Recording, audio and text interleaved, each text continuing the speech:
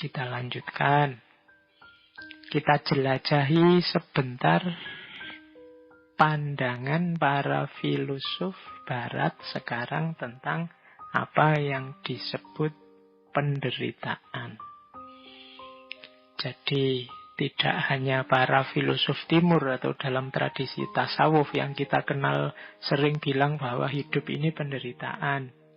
Beberapa filosof besar barat, bahkan filosof-filosof kunci juga punya pandangan bahwa hidup ini isinya memang kesulitan, kesusahan, penderitaan. Cuma ada cirinya. Kalau di barat ini membaca penderitaan itu sebagai tantangan. Jadi penderitaan itu sebagai fase yang penting kita sadari untuk kita berkembang lebih baik. Begitu kita sadar, wah menderita ini, aku susah ini. Ini di barat biasanya dipandang sebagai tantangan. Gimana caranya aku keluar dari penderitaan ini, aku bisa menang dari penderitaan ini. Itu ciri peradaban barat. Misalnya ada pandangan dari, dulu pernah kita bahas, Arthur Schopenhauer. Beliau menulis tentang the world as will and idea, dunia sebagai keinginan dan ide.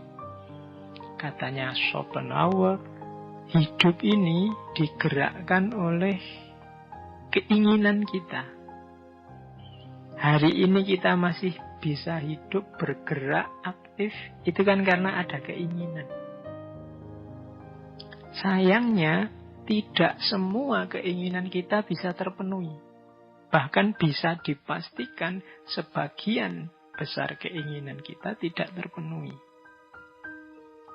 Nah, akhirnya apa? Karena keinginan kita tidak semua terpenuhi, kan lahir kekecewaan-kekecewaan, lahir kesedihan-kesedihan, lahir penderitaan. Jadi, ternyata manusia itu hakikat hidupnya adalah menginginkan sesuatu, tapi di balik keinginan itu ada kondisi bahwa tidak semua keinginannya terpenuhi. Berarti apa? Ya hidup ini ternyata intinya ya memang sulit, menderita. Kalau gitu apa gunanya hidup? Bunuh diri aja kok, katanya Arthur Schopenhauer, ya jangan dikira bunuh diri itu bebas dari penderitaan, bebas dari keinginan. Justru bunuh diri itu kita terjebak pada keinginan yang lain. Keinginan untuk mati, keinginan untuk tidak ada masalah kalau saya sudah mati. Bisa-bisa kita tertipu. Jadi ingin bebas dari penderitaan dengan mengakhiri hidup, karena menganggap hidup ini serba penderitaan, tapi kita terjerat oleh penderitaan yang baru. Terjerat oleh keinginan yang baru. Jalannya, katanya Schopenhauer, bukan dengan cara mengakhiri hidupnya, tapi apa? Mengontrol keinginannya. Jangan terlalu banyak karep, jangan terlalu mengandai-andai punya keinginan yang aneh-aneh. Nah, itu bisa jadi solusi untuk mengakhiri penderitaan. Jadi katanya Schopenhauer, ya diatur saja keinginannya. Jangan menginginkan yang aneh-aneh, yang tidak terjangkau, sehingga kita tidak banyak kecewa. Nah, itu gayanya Arthur Schopenhauer. Nietzsche. Kemarin kita banyak membahas tentang Nietzsche. Nietzsche punya quote yang sangat terkenal, "To life is to suffer. To survive is to find some meaning in the suffering." Hidup berarti menderita. Untuk survive berarti memberi makna terhadap penderitaan. Jadi katanya Nietzsche, tidak bisa, hidup itu memang isinya penderitaan. Caranya biar tidak menderita, biar selamat dari penderitaan apa? Kalau di Nietzsche ya, find some meaning in the suffering. Temukan makna dalam penderitaan. Di pertemuan 2 minggu yang lalu kan kita menyebut secara fenomenologis setiap orang menempelkan makna. Jadi tempelkan judul, tempelkan makna agar penderitaan ini tidak berbunyi penderitaan. Di sesi kemarin saya contohkan ketika ada teman kita diputus pacarnya, jangan dikasih judul diputus pacarnya ini sebagai dia sedang disakiti atau dicampakkan oleh pacarnya. Kasih saja judul dia diselamatkan dari pacarnya yang tidak beres itu. Oh, itu meaning namanya. Alhamdulillah dia pisah sekarang daripada kalau pisah nanti besok setelah menikah. Itu namanya give some meaning. Mahasiswa yang tidak lulus-lulus, jangan dikasih judul tidak lulus-lulus, nanti stres. Beri saja judul mahasiswa yang harus lebih banyak belajar lagi. Mahasiswa yang diberi kesempatan untuk belajar lebih lama, dan seterusnya. Itu namanya give some meaning. Jadi kalau kita membaca secara lugu, ya penderitaan tetap penderitaan. Tapi jalan keluarnya apa? Tempeli makna yang cocok sehingga tidak menderita. Kalau ada orang membentak kita, misalnya kita melakukan apa yang menurut kita benar, menurut dia salah, jangan dibaca itu sebagai bentaan kemarahan, tapi baca saja itu sebagai peringatan kepedulian, simbol kasih sayang. Wah, kita tidak jadi sakit hati. Jadi hidup ini memang menderita, tapi ada jalan keluarnya. To survive is to find some meaning in the suffering. Beri makna saja yang cocok sesuai keinginanmu, yang membuatmu bahagia. Nah, saya lanjutkan. Kalau di Nietzsche ada istilah Ja-Sagen. Ja-Sagen ini salah satu istilah yang terkenal dari Sartre yang artinya mengiyakan hidup. Hidup ini memang penderitaan, tapi jangan ditolak.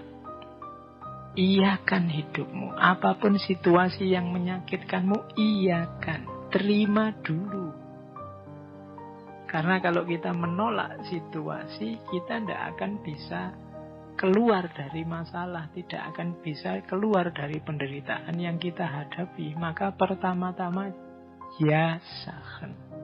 Mengiyakan hidup. Situasi kita hari ini yang serba rumit, serba tidak jelas gara-gara Corona, kita sebut saja memang sedang rumit dan sedang tidak jelas. Itu namanya mengiyakan. Jangan melarikan diri. Jangan menganggap tidak ada masalah. Ada masalah, ya diterima, kita memang sedang bermasalah. Karena kalau mengiyakan saja belum, ya kita tidak akan ngerti ada masalah, apalagi mencari jalan keluar dari masalah. Jadi tipsnya Nietzsche selanjutnya, iyakan dulu masalahmu.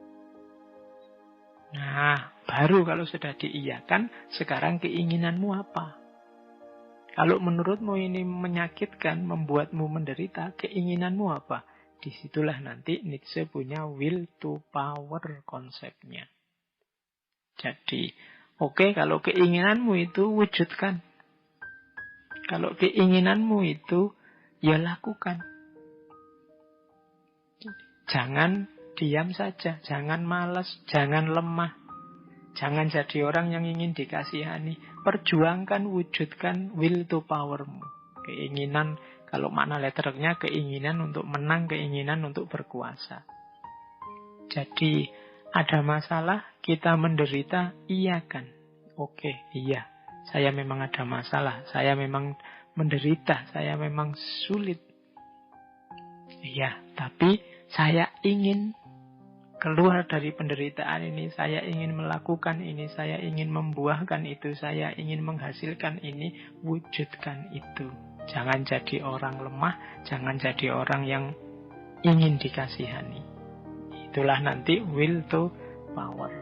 Jadi kalau ini agak beda sama Schopenhauer tadi. Kalau Schopenhauer ada masalah karena kita banyak keinginan, ya sudah, kalau ingin tidak banyak masalah, dibatasi saja keinginannya. Kalau Nietzsche tidak. Ada masalah, iyakan saja. Kemudian keinginanmu apa, wujudkan untuk mengatasi masalah itu. Nah, jadi kalau Nietzsche malah perjuangkan, wujudkan. Kalau di Schopenhauer kontrol dan batasi. Bedanya itu. Ada lagi, belum lama kita membahas Albert Camus tentang penderitaan. Kalau di Camus kemarin kan penderitaan itu, kenapa hidup ini menderita? Karena hidup ini absurd. Apa yang dimaksud absurd dalam hidup ini? Hidup ini isinya penuh kontradiksi-kontradiksi, ketidakjelasan-ketidakjelasan. Kita seperti Sisyphus. Dulu kita ceritakan ya bagaimana Sisyphus ini oleh dewa dihukum untuk menggelindingkan batu dari bawah gunung ke atas. Kalau sudah sampai di atas, dilepaskan lagi, menggelinding ke bawah, dia disuruh ngambil lagi, didorong lagi ke atas, sampai atas, dilepaskan, digelindingkan ke bawah, terus dia ke bawah lagi, dibawa lagi ke atas, terus digelindingkan ke bawah, terus begitu, tidak ada akhirnya. Hidup kita, katanya, kamu seperti ini. Tidak jelas. Jadi, apa, di mana awal, di mana akhir, apa target, apa tujuan, apa yang kita lakukan. Ini sering tidak sinkron. Jadi hidup ini absurd. Ideal-ideal yang ada di kepala kita sering tidak nyambung dengan kenyataan hidup yang kita hadapi sehari-hari. Itu pun kita tetap merasa bahwa ideal-ideal kita itu luar biasa. Atau sebaliknya, kita tetap merasa yang kita lakukan itu cocok dan sesuai dengan ideal-ideal kita. Itu namanya absurd. Tapi katanya, kamu, iya sih hidup ini memang begitu. Semua orang juga begitu. Tidak ada hidup yang tidak absurd. Jalan satu-satunya apa? Ya nikmati saja hidup yang absurd ini. Kalau ada masalah, dicari jalan keluarnya. Jalan keluarnya kok absurd? Ya tidak apa-apa. Kita nikmati saja. Oh, memang hidup ini cirinya absurd. Itu Albert Camus. Sama seperti tadi, Sisyphus tadi. Sampai kiamat harus mendorong batu ke atas, terus menggelindingkan ke bawah, terus didorong lagi ke atas, digelindingkan ke bawah. Tapi dalam ceritanya Sisyphus ini gembira. Kalau kita kan stres itu, disuruh dorong batu dari bawah ke atas, kurang kerjaan. Tapi sebenarnya kita dalam banyak aktivitas juga kayak Sisyphus ini, kurang kerjaan. Jadi banyak hal-hal tidak penting, banyak hal-hal sepele, terus jadi sepele besar, luar biasa. Kadang-kadang yang penting, urgent, jadi sepele. Betapa absurdnya hidup kita. Nah itu katanya kamu ya tidak apa-apa, ya hidup memang begitu absurd, nikmati saja dan hadapi. Kalau kamu ingin berjuang, ya berjuang saja dan nikmati perjuangan itu meskipun seabsurd apapun usaha dan hasilnya. Nah, dari 3 tokoh ini mungkin bisa tergambar. Jadi seperti apa gaya para filosof barat menghadapi hidup yang cirinya penderitaan. Jadi barat terasa lebih optimis.